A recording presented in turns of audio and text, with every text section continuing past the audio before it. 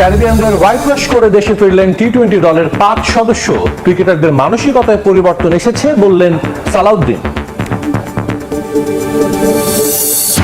ইতিহাস গড়তে পারল না অনূর্ধ্ব-19 নারী ক্রিকেট দল। ব্যাটিং ব্যর্থতায় এশিয়া কাপের ফাইনালে ভারতের কাছে 41 রানে হার বাংলাদেশের। এনসিএল এর দ্বিতীয় কোয়ালিফায়ারে খুলনার বিপক্ষে ব্যাট করছে ঢাকা। মুস্তাফিজ ফেরায় ফাইনালের টিকিট পেতে আত্মবিশ্বাসী সোহান।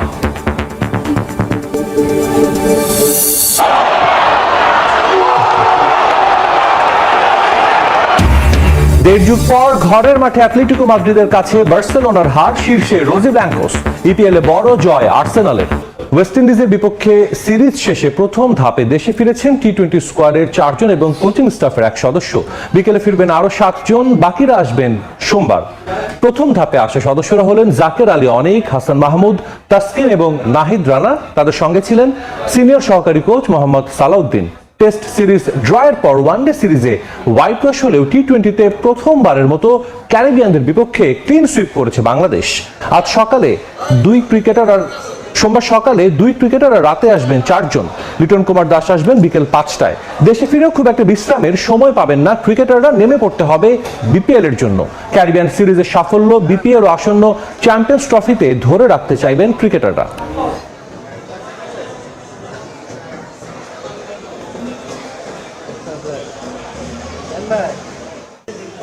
দায়িত্ব নিয়ে খেলাটার অভ্যাস করতেছে। স্পেশালি আমাদের হয়তো টিম মিটিংয়ে ছেলেরা এখন বেশিরভাগ তারা নিজেরা ইনভলভ থাকতেছে। তো এই জিনিসটা খুব দরকার ছিল আমাদের, তাদের মাইন্ডটা যেন একটু চেঞ্জ হয়, সেটাই আসলে আমাদের প্রথম দিকে লক্ষ্য ছিল। তারা যেন দায়িত্ব নিয়ে খেলে মানসিকতা দিকে কিছুটা পরিবর্তন করার চেষ্টায় ছিলাম এবং সেটা আমার মনে হয় ছেলেরা করতে পেরেছে, হয়তো ভবিষ্যতে আরও করবে। কারণ কোনো কোচের পক্ষে আসলে বড় প্লেয়ার বানানো সম্ভব না যদি প্লেয়ার যদি নিজে না চায়। অনূর্ধ্ব-19 নারী এশিয়া কাপের খবর। যুবাদের পর নারীদের আর ইতিহাস গড়া হলো না। বাজে ব্যাটিং এর খেসারত দিল টাইগ্রেসরা। অনূর্ধ্ব-19 নারী এশিয়া কাপের ফাইনালে ভারতের বিপক্ষে 41 রানে হেরেছে লাল সবুজ। মালয়েশিয়ার বাওয়েমাসে টস হেরে ব্যাটিং এ নেমে বাংলাদেশকে 118 রানের টার্গেট দেয় ভারত। লক্ষ্য তাড়া করতে নেমে ব্যাটিং বিপর্যয়ে মাত্র 76 রানে সবকটি উইকেট হারায় টাইগ্রেস। হতাশা, আক্ষেপ, অপ্রাপ্তি, চোখে মুখে কালো মেঘ জমেছে 19 না পেরোনো মেয়েদের। যুবাদের পর ইতিহাস গড়ার স্বপ্ন বললেও মুহূর্তেই সে স্বপ্ন ভঙ্গ হলো বাংলাদেশ অনূর্ধ্ব-19 দলের। এশিয়া কাপের শিরোপার 7টা যে আর পাওয়া হলো না টাইগ্রেসদের।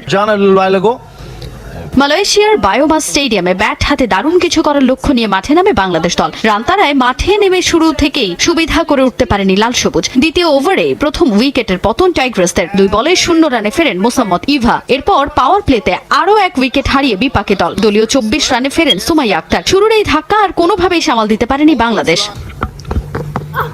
24 বলে 18 রান করেন ফাহমিদা ছোঁয়া। তার এই স্কোরে কিছুটা আশার আলো দেখালেও এরপরই বাধে বিপত্তি। তৃতীয় উইকেটের পতনে প্যাভিলিয়নের পথ ধরেন তিনি। 8ম ওভারে তখন স্কোরবোর্ডে জমা 44 রান। তখনও ঘুরে দাঁড়ানোর স্বপ্ন দেখছিল বাংলার মেয়েরা। তবে ব্যাটাররা আস্থার প্রতিদান দিতে না পারায় ম্যাচে ফিরতে পারেনি টাইগ্রেস। নিয়মিত বিরতিতে একে একে বিদায় নেন সাদিয়া, হাবিবা, মাওয়ারা। এরপর আর কেউই ছুঁতে পারেননি 2 অঙ্কের স্কোর। 30 বলে 22 রানের ইনিংস খেলেন জুয়াইরিয়া আক্তার। চরম ব্যর্থতায় শেষ পর্যন্ত সবকটি উইকেট হারিয়ে 76 রানে থামে বাংলাদেশের ইনিংস।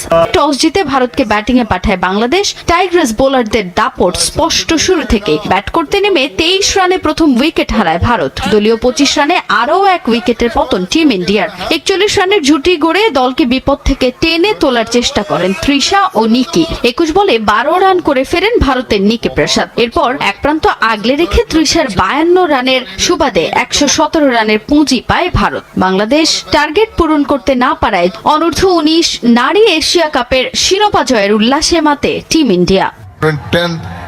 তাজিন খন্দকার, সময় সংবাদ। এনসিএল টি-20 খবর। সিলেটের দ্বিতীয় কোয়ালিফায়ারে খুলনার বিপক্ষে ব্যাট করছে ঢাকা। এই মুহূর্তে সিলেট আন্তর্জাতিক ক্রিকেট স্টেডিয়ামে আছেন সহকর্মী সাব্বির মিথুন। সবশেষ খবর জানতে সরাসরি যাচ্ছে তার কাছে।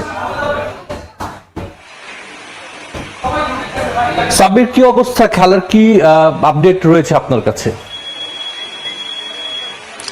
একটা লম্বা টুর্নামেন্ট শেষে এনসিএল কিন্তু ধীরে ধীরে শেষ দিকে অগ্রসর হয়েছে এবং আজকে যে লড়াইটা চলছে দ্বিতীয় কোয়ালিফায়ার, সেখান থেকে কিন্তু দ্বিতীয় ফাইনালিস্ট পাওয়া যাবে। রংপুর বিভাগ এরই মধ্যে ফাইনাল নিশ্চিত করেছে গতকালকে।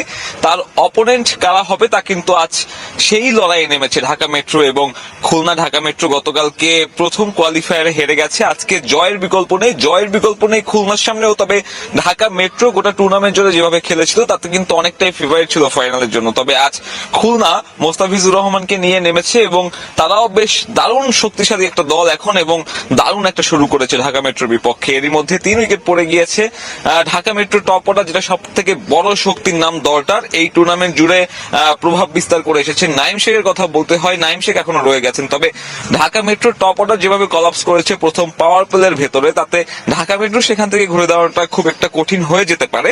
পাশাপাশি গতকালকে রোদ না থাকলেও আজকে কিন্তু রোদ আছে, অর্থাৎ কিন্তু রোদের কারণে আজকে ঢাকা মেট্রোর যে ব্যাটিংটা সেটাও কিন্তু কিছুটা সহজ হয়ে যাবে।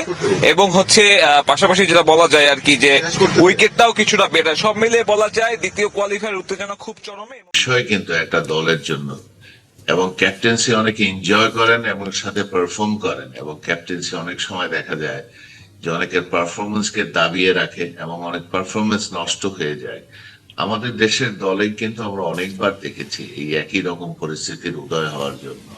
এবং শান্ত যখন ব্যক্তিগতভাবে যখন বলেছেন উনি আর করতে চান না, ওনার উপরে জোর করে এই 3 ফরম্যাটের ক্যাপ্টেন্সি হঠাৎ করেই যখন আমরা চাপিয়ে দিলাম, তখনও কিন্তু আপনার সাথেই আমার বোধহয় কথা হচ্ছিল। আমি বলেছিলাম এই কাজটা করা ঠিক হয় নাই, বাট আমি জানি না বিসিবি যখন সিদ্ধান্ত নিয়েছেন তখন তাদের হয়তো আর কোনো উপায় ছিল না। শান্তকে পেয়েছেন, তারা শান্তকেই দিয়েছেন।